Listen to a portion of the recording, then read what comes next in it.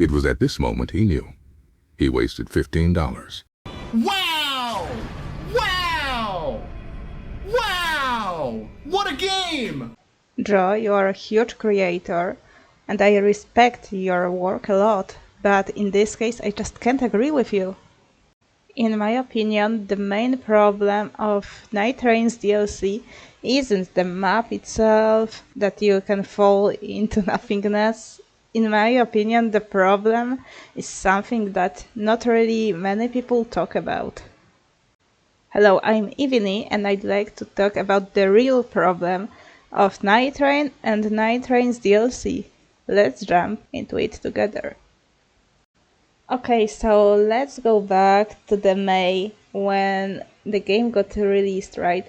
In my opinion, it was great, refreshing adventure that they gave to us. The problem is really easy to be noticed, and that there is not as random as many options, so many seats as we wanted it to be, right? Because it started with common Elden Ring bosses that are just repeating over and over, like barbarian hunters, mooses, nightcaps, tree sentinels.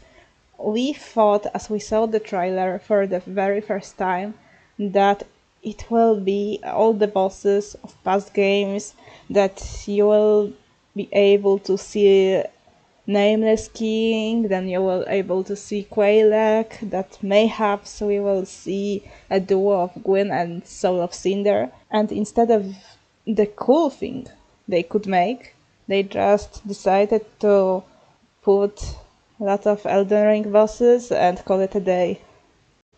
And yeah, you will say that, but they added the bosses. But let's be honest, bringing back only 2 bosses from Dark Souls 1, 2, and 3 isn't enough. Like, it's not the top of what they could do.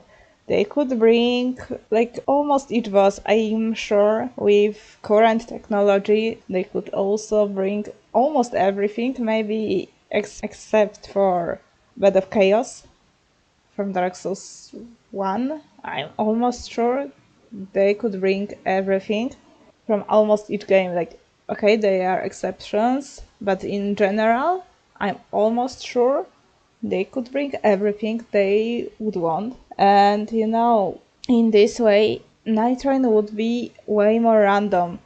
Because even if what makes every time you will see at least one more Black Knife Assassin, one.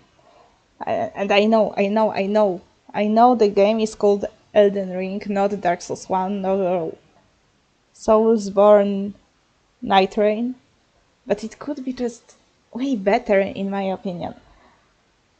We would have a big pool of all bosses, and they are not assigned to night boss that you are picking.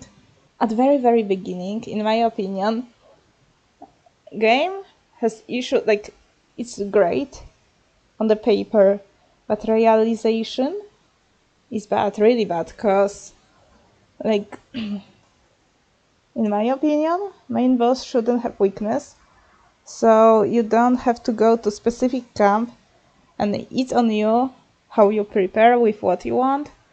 They shouldn't be weak to certain element, right? Damage. Then another thing is, each end boss, night boss, Night Lord, shouldn't have written night bosses from other games to itself, right? In my opinion, it would be way more exciting if any boss, night boss, right, and that you fight after the cycle ends, there would be just a pool. You wouldn't know if you will fight against Dancer, Artorias, anything, right? It's just random. You have the pool, and nothing is signed to nothing. You can encounter everything each night, like they did with the final boss, hidden boss, a base game. So yeah, it's very first thing that I have problem with. it's not so replayable because you have way too less variation of how your match can go, because it's always like you open the map, you search for the nearest church, you look at the map, you already plan. Like, as I say, it would be great if you would just go, be like, oh, last game it was, for example, Vord from Dark Souls 3. Now it's, for example, Godric from Elden Ring. And the next time it would be, I don't know, Last Giant from DS2. Like, you know for sure what I mean. And it wouldn't be like, oh, I picked the dragon to beat the dragon from Nightreign. But I don't know its weakness. It's getting the same damage from fire, from lightning, from magic. And maybe let's go crazier and, for example, let's make it heal out of cold damage. Cold damage.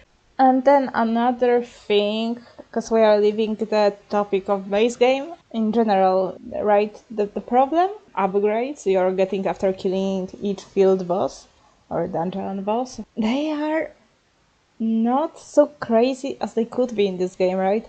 Usually you have like stagger chance, more health, more stamina. I usually play reckless, and it's not really a lot of stuff I can get, and also the loot isn't so crazy. If they would add, like, killing bosses turns them into zombie or summons, whatever, and they follow you. You have like something like a necromancer build. You can summon like Renala. Like they aren't as crazy as they could be in game that require craziness. So yeah, it's, in my opinion, the biggest issue of the base game, that it isn't so random as it could be, that every run, after you know map, after you know what can be in each place, after you know where to look for stuff, it's not so random, it's repeatable, sadly, in game that should be all about craziness, randomness, that you know how to prepare, you exactly know where to look for exact stuff. It's kind of sad for me. Okay, and now we are moving to the DLC, and if it comes to DLC, you will read that the new map is shitty. Whenever you'll go, whatever forum you will enter, or Discord, etc., they will say the new map is shitty because it has that, for example, it has that fort or castle, however you wanna call it, that cuts your health in half, that they die to fall damage. But it's like, when I started to play base game Elden Ring Nightreign, I also didn't know how to move on the map, where to go to find stuff, which level should I have to encounter certain enemies, right? So it's not that you are bad because you enter the new map and map is bad. It's, in my opinion, bad that you enter the new map and you expect for the map to not have surprises for you, to be so easy that you can navigate when you are third time in match and you want already to know everything about new DLC that they prepared for some time.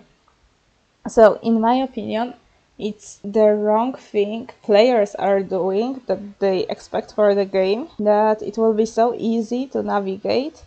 Like, for me, it took me like 10, 15 tries to know where I should go, how should I move, objectives I should do, at what time, right? And it's the same with DLC. You should play some time, you should spend some time in the DLC to know what you should do at what time and where should you go, what level should you have. Like, it's basics, in my opinion, in some term. Like, to navigate DLC, it's really easy. To play DLC, being honest, like, DLC map is even easier than base game map, because you just have to look for, like, the ruins, sleep ruins usually, when you have 2 lobsters. You have chance to get legendary item, and you usually leave that ruins with level like 5 usually, 5, 6, as I was playing with my friend, and you have the footage meanwhile as I'm talking. We usually leave that ruins at level 6 after killing 2 lobsters, that you have chance to probably get a legendary weapon if you are lucky enough at level 2, so you have a weapon for the rest of the run. Then you just sneak around, try to, like, after you will play 10 times on this new map, you will know that you have to go bridges made out of the crystals, and you will know how to move so you won't fall down and lose your level.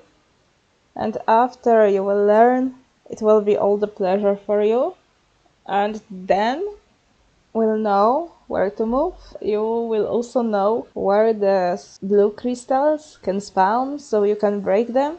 Like, for us, it got so repeatable. We already break the crystals day 1, and day 2 we only get the power, and we just move to the castle. Day 2 we fought 3 bosses, and it was the biggest disappointment for me that you go to that tower, you have 3 bosses, and what, like, you again fight Godric, you again fight Dancer.